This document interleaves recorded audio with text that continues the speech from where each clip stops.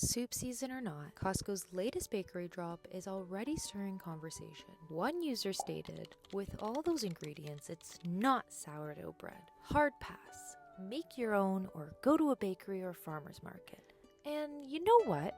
It got me thinking. And I will. I will go make my own. And I'm teaching you exactly how to do it too.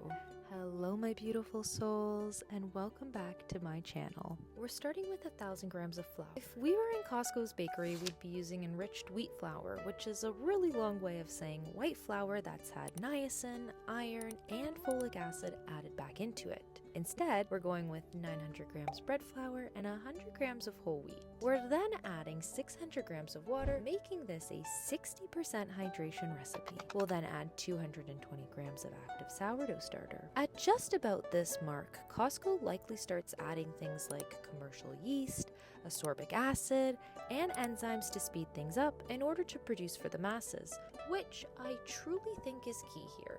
Producing for the masses and producing for oneself represents two distinct economic and social approaches to creation. Producing for the masses focuses on high-volume manufacturing for a large audience to maximize profit and efficiency. But on the flip side, producing for oneself focuses on creating directly for one's own consumption or community needs. After 30 minutes, we'll add our final ingredient, 20 grams of salt, and a tiny splash of water to help the salt dissolve.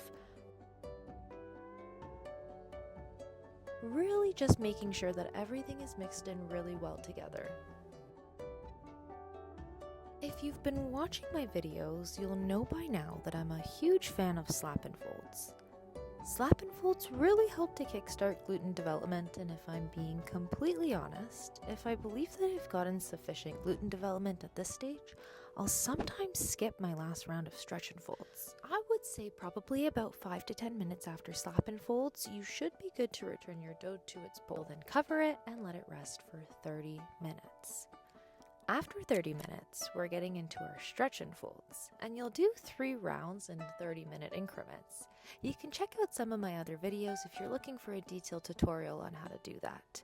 However, in the meantime, I really want to discuss the commercialization of sourdough, which is honestly a really crazy concept to think about because this product was historically designed by a slow, biological process which has truly been drastically modified to meet retail demands. So, here is the too long, didn't read version of why mass-produced bread isn't actually doing you any favors. Fake tang. Mass-produced sourdough often includes vinegar, which is known as sour flavor, to fake the flavor instantly. Speed problem. Mass-produced sourdough uses commercial yeast to force a rise in 2 hours. But fret no more, I will teach you how to spot a sourdough fake. But first, don't forget to subscribe so we don't lose each other. I love having you here. Next time you're at the grocery store, I want you to flip the package over. If you see any of these ingredients, you'll know that it's not sourdough. Yeast, vinegar, ascorbic acid, and preservatives. Remember, the shorter the ingredient list, the better the bread. I left the dough covered and on my counter for roughly 6 hours, and would you look at that, it's nice and airy, just about doubled, and pulls away from the bowl clean, which isn't actually a true way to see if bulk fermentation is done. It's just really satisfying. Now, I don't have many bannetons, and probably neither do you, but that's okay. You can honestly use something you probably already own. For me, that's these colorful mini bowls. Remember when I said pulling away from the bowl was satisfying? Look at how almost perfect that was. In terms of dividing your dough, you'll see here that I originally was aiming for 170 to 175 grams per dough ball. Since I'm baking for my family, I don't care for them to be perfect.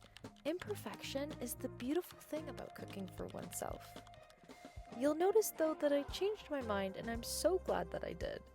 I opted to make each dough ball 125 to 135 grams. I honestly think perfect becomes boring. We're not factories, we're people. If it makes your house smell like a home and fills your belly, it's a masterpiece no matter what it looks like. You'll then want to do a light pre-shaping.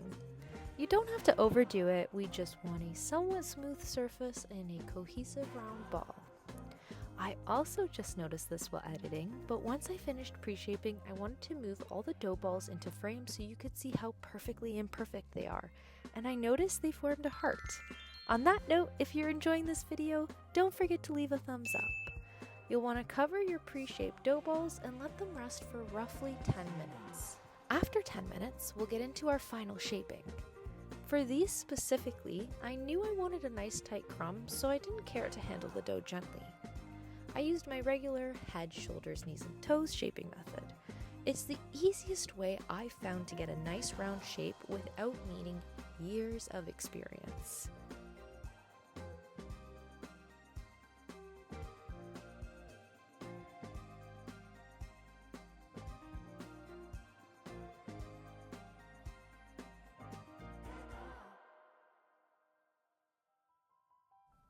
I figured I'd just line my mini bowls with a flour-dusted paper towel. Because the bowls are ceramic, I was really worried about condensation forming and leaving the top of my dough balls wet. I really like to work in stages, so I grabbed my paper towels, placed one paper towel on top of my bowl, floured it, and placed the dough ball seam side up in, and then I repeated this 7 more times, which is my favorite number, but that's making me curious. Let me know in the comments what your favorite number is.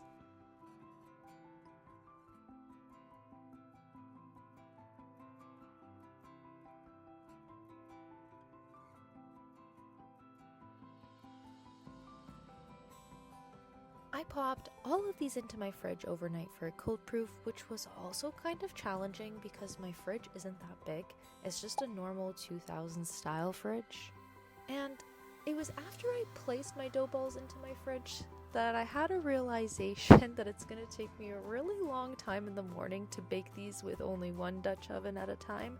So I had no choice but to go on a deep dive and learn how to open bake. But I think I found probably the easiest way to do it. So follow along and you too will be able to open bake by the end of this video. To open bake, we'll need 3 things. An inverted tray, which is just a fancy way of saying an upside down tray, kitchen towels, and a tray large enough to hold water and kitchen towels. And I know it sounds really weird, but just hold on, bear with me. You'll want to start by preheating your oven to 425 degrees Fahrenheit. Once it's reached temp, you'll place your tray and towels on the bottom rack, but you won't add any water yet. I found it easiest just to roll my kitchen towels up and create almost like a log with them. You're gonna let this heat for roughly 30 minutes. I would say probably about 5 minutes before you're ready to put your dough into the oven. You're either gonna wanna heat your water on your stove or in a kettle. You'll need enough water to cover the towels fully. And you wanna make sure that the water is boiling when you add it to the tray. You'll then place your dough on the middle rack and the inverted tray on top. Finally, you'll add the boiling water to the heated towels and tray. The purpose of the inverted tray is to trap steam the same way a Dutch oven would, and that really helps make sure we get maximum oven spring. The towel method is used to generate consistent, long-lasting steam in a home oven. You'll bake for 5 minutes and then do your expansion score. Then we're baking for another 25 minutes with the steam. After 25 minutes, you'll remove the steam source and the inverted tray, letting them brown for 5 minutes or until it reaches your desired look. Because I only had 8 bowls, I did have enough dough left over to create this gorgeous loaf, which I did also open bake using the towel method, and I was so proud of how it turned out that I just couldn't help but share it with you guys. But now, for the moment you have all been waiting for, look at how amazing these mini loaves turned out. To turn them into bread bowls, you're just removing the tops, taking out as much of the insides as possible without puncturing the outer shell, fill it with your favorite soup or stew, and you've just made a true sourdough bread bowl. I should say that the great thing about making mini loaves is that they're so versatile, meaning I probably won't need 8 bread bowls, but a few sandwiches during the week would be pretty cool too.